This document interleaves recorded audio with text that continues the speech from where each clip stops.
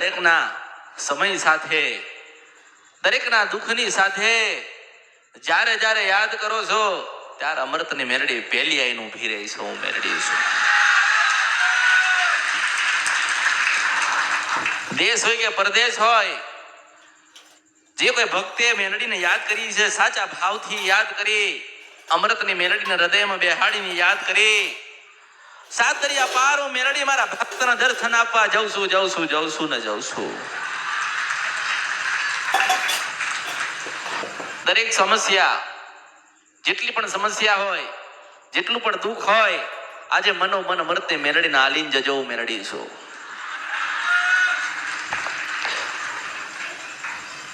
પણ ભક્તિ કરજો, ભરપૂર ભક્તિ કરજો, ભરપૂર સેવા કરજો. તમારી કુળદેવી હોય ને એ નારાજ ના થાય, રેહાઈ ના જાય, તમારાથી મોં ના ફેરવી લે, એવા માર્ગે જતા નહીં. કુળદેવી લોકોને ખબર નથી, કુળદેવીની માહિતી નથી, કુળદેવીની ભક્તિ નથી, કુળદેવીના દીવા નતા, કુળદેવીના આરાધ નતા. આ તો જગાડ્યા હોય ને તો અમૃતની મેરડીએ ખોડિયાલની ભક્તિ શીખવાડી, મેરડીની ભક્તિ શીખવાડી, બ્રહ્માણીના કમણ આલતા કર્યા છે. રાજી થઈને ખૂબ આશીર્વાદ આલતી હશે. મેં તો મારા પુનર્થનું કામ અમૃતની મેરડીએ તો કરી દીધું ને કરું છું. કે કાળકા હોય તો જરૂરથી મનાવજો, મેરડી હોય તો જરૂરથી મનાવજો. મંગળવારના ઉપવાસ કરશો, મંગળવારની આરતી કરશો તો તમારી કુળદેવી રાજી થઈને તમને આશીર્વાદ આપે જ છે. હું મેરડી છું. તમે તમારા ઘરે ભક્તિ કરી, સુખડી બનાવી, સુખડી ધરાઈ, માને લાલ લડાયા, 12 થી 4 નું થોડું થોડું ભજન કર્યો, તો યાદ રાખજો તમારી માર ખૂબ રાજી થઈ છે. હું મેરડી છું. રાજી તો કરી છે ને, રાજી તો થાય છે, પણ જે મહેનત કરો છો એને ચાલુ રાખજો. દર મંગળવારે ગમે તે થાય ઉપવાસ કરજો, સુખડીના શ્રીફળ અવશ્ય ધરાવજો. બધા કુળદેવીથી અલગ થઈ ગયા હતા, બધા અલગ થઈ ગયા. બધા મંદિરે ને મઠે જવાનું મૂકી દીધું હતું. ભક્તિ, સેવા, આરાધ અને ભજન બીજા દેવોના કરતા હતા. મેં ત્યાંથી એમને સમજાઈને, વાળીને, શીખવાડીને, મનાઈને એમને એમની ખોડિયાલ આલી છે. હું મેરડી છું.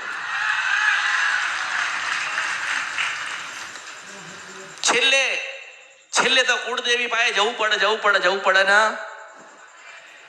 કોઈ પણ સંપ્રદાય હોય, કોઈ પણ સમાજ હોય, કોઈ પણ નાતના હોય, કોઈ પણ જાતના હોય, એની પેઢીમાં એક માતા બેઠી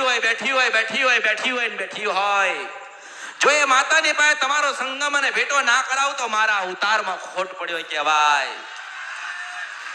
તમારી કુળદેવીની પાસે ભેટો કરાવવા માટે મારે થોડું તો મહેનત કરવી પડશે ને મારે. કારણ કે તમે બીજા સંપ્રદાયમાં ગતા રહ્યા હતા, બીજા દેવના ભક્તિમાં ગતા રહ્યા હતા, એમના થઈ ગયા હતા તમે. ત્યાંથી તમને વાળીને પાછા તો લાવવા પડે ને. કે ના ખોડિયાલ કરજો, ખૂબ ભરીને સુખાલ છે. બ્રહ્માણી કરજો, ભંડાર ભરેલા રાખશે. અને મેરડી કરજો, ખરાઈના સમયમાં લાગી ના જાવ તો કાળીનો એકો મેરડી નહીં. શંકર ભગવાને એક સોનાનું માસ્તર મોરનું પીસું આલ્યું છે. મેં ભગવતી માથે ભરાઈને ફરું છું. હું પાવાની દેવી કારુડી બોલો.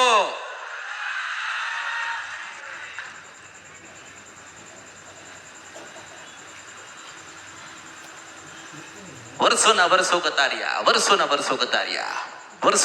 કતાર્યા. લોકો આયા, ભગવાન બતાયા, સેવા બતાઈ, ફોટા બતાયા, દીવા બતાયા, આપણી કુળદેવીને કોઈ બતાઈ. અને દરેકને એવું હતું કે અમે બતાવ્યું છે એ જ માર્ગે જશે આ લોકો, અમે કીધું છે એવું જ કરવાના છે આ લોકો. એમને નથી ખબર કે કાળીનો એકો મેલડી બેઠી છે ખૂણામાં. આજે તમારા ઘરમાં તમારી કુળદેવીનો દીવો થતો હોય, અને કોક બંધ કરાવી દે તો પાપ તો તમને લાગે ને, દુઃખ તો એને લાગે ને, ખોટું તો એનું થયું ને. આપણે ખોટું થાય, આપણો સમય બદલાય, આપણે ધંધા બંધ થઈ જાય, આપણે ઘરમાં દુઃખ આવે, ત્યારે કોઈ સંપ્રદાય આવતો, ત્યારે મારી રાજપરાની ખોડિયા લાવું છો, વંશપરા નદીના કંદરપિયા મેલડી આવી છો. મારું શાસ્ત્ર બનાવીને ના જાવ કળિયુગમાં તો મારું નામ મેલડી નહીં. મેં મારી ભક્તિ ની શીખવાડી, કોઈને નથી શીખવાડી, કોઈને શીખવાડીશ નહીં. કારણ કે હું બ્રહ્માણી બોલું, કાળકા બોલું, જોગણી બોલું, ખોડિયાલ બોલું, તમારી સધી બોલું, તમારી જોગણી બોલો, તમારી બુટ્ટ બલાટ અને બૈચરા બોલું છો. તમને તમારી માનો પીટો કરાવો. દુનિયાની પાસે લડવાનું થાય તો હું મેલડી લડી લઈશ, પણ દરેક સંપ્રદાયમાં ગયેલા પાછા વાળીને કુળદેવીનો ભેટો ના કરાવતો બર્યું મારા અવતારમાં ખોટ પડે. હું મેલડી છો, માની જરૂર પડે ને. આજે તમે ગર્વથી કહેતા હોય ને કે ફલાણો મારો દાદો ભક્તિ કરીને ગયો છે, તો યાદ રાખજો એને માએ જન્મ આપ્યો હતો. માના જન્મ વગર કોઈ બન્યું, કોઈ નથી બન્યું, કોઈ બનવાનું નથી. પેલો જન્મ લેવો પડે. કૃષ્ણ ભગવાન હતા તોય માની જરૂર પડી હતી. હું સદાના માટે કહું છું, એને તો બે ની જરૂર પડી, આપણે બે ની જરૂર પડી હતી. એક તો બેઠી હતી ખોડિયાલ, બીજી હુતી હતી હું મેલડીને પાછી જાગી.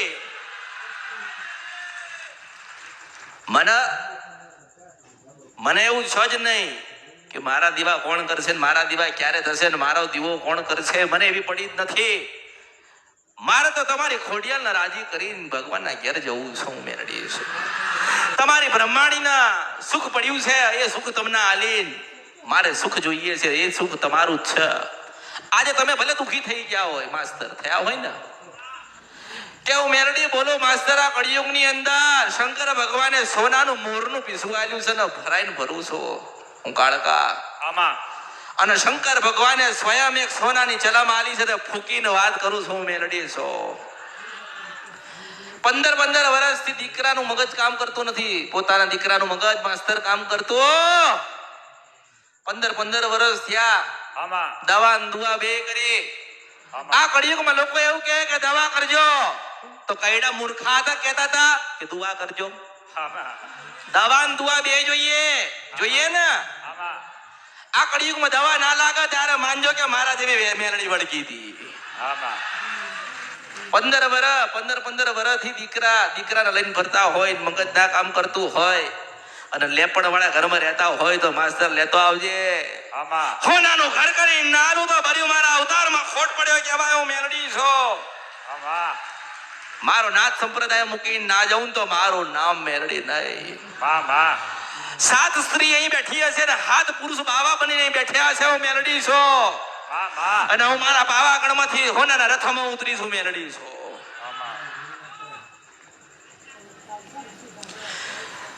પણ મેં કોઈને નથી કીધું હો તમે ફૂલ લાવજો.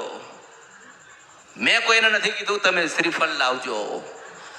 મારે કોઈનું સોનું જોઈતું, કોઈના ચાંદીના છત્તર જોઈતા.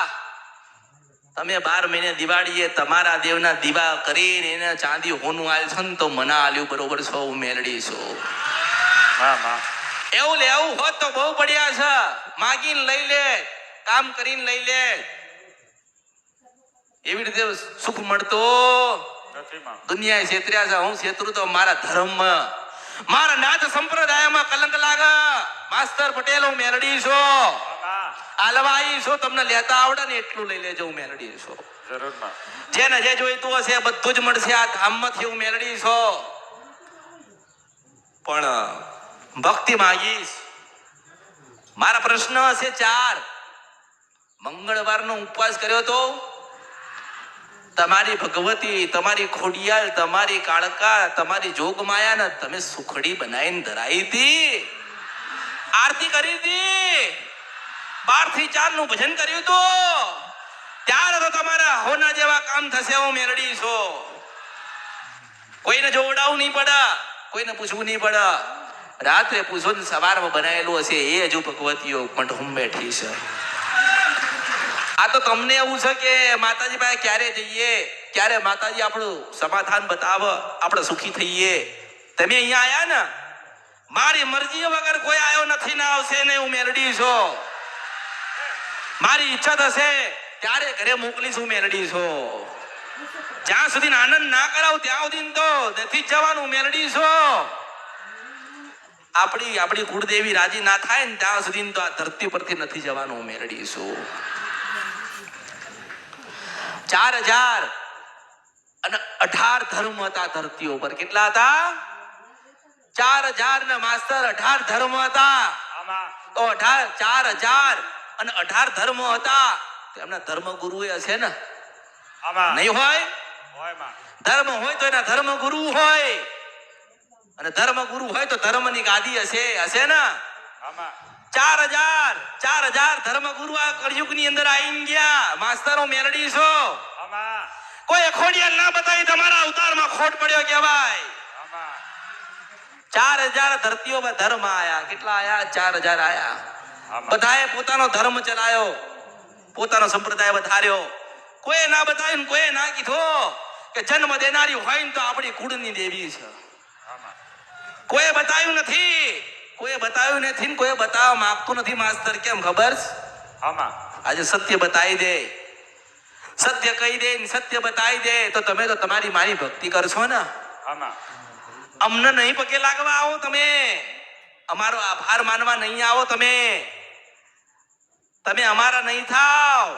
તમે તો તમારી ખોડિયાલ કાળકા સધી શિકોતર કે બ્રહ્માણી ના થઈ જશો. 4000 ધર્મ ગુરુઓ ના આ બીક હતી. શું બીક હતી? આ બીક હતી કે માતાઓ બતાવી દઈશું, ભગવતીઓ બતાવી દઈશું તો આમના તો ધારેલા નહીં અણધારાય કામ આ મેરડી કરી નાખશે, આ બ્રહ્માણી કરી નાખશે, આ કાળકા કરી નાખશે, આ સધી કરી નાખશે, આ શિકોતર કરશે ને આ ખોડિયાલ તો કર્યા વગર રહેશે નહીં. એટલે 4000 ધર્મ ગુરુઓની બીક હતી એટલે બધી માતાઓને દબાઈ. 4000 ધર્મ હતા, 4000 ધર્મ ગુરુ હતા, 4000 ધર્મની ગાદીઓ હતી. તો કોક તો જ્ઞાની હશે ને કે ના તારે તો કાળકાની જ ભક્તિ કરવાની છે કે ને. કારણ કે તમે શિવ પુરાણ વાંચો, શિવ પુરાણ તમે વાંચો કે શિવનો કોઈ ગ્રંથ વાંચો તો એમાં શક્તિ કાળકાનો ઉલ્લેખ થાય. અને કાળકા હતી એની પહેલા કોઈ ધર્મ ગુરુ નતો. કાળકા હતી ત્યારે એની પહેલા કોઈ ધર્મ નતો.